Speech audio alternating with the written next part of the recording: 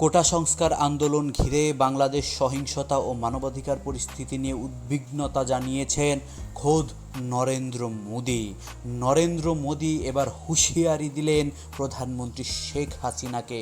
তিনি বললেন, যত তাড়াতাড়ি সম্ভব বাংলাদেশের এই অবস্থার যেন উন্নতি হয়।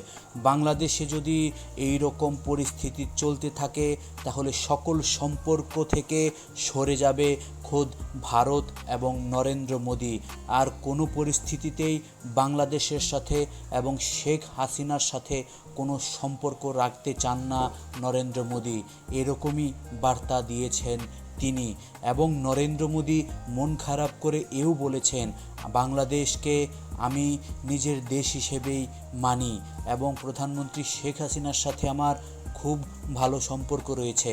বাংলাদেশের এরকম চলমান পরিস্থিতির কারণে আমি দুঃখ প্রকাশ করছি এবং এও আশাবাদ ব্যক্ত করছি যেন খুব তাড়াতাড়ি এই পরিস্থিতি শান্ত হয়ে যায়। তো বন্ধুরা, এই ব্যাপারে আপনাদের কি মতামত অবশ্যই কমেন্টে জানাতে ভুলবেন না।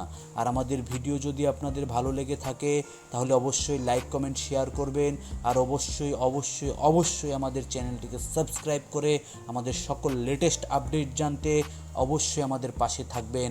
ধন্যবাদ।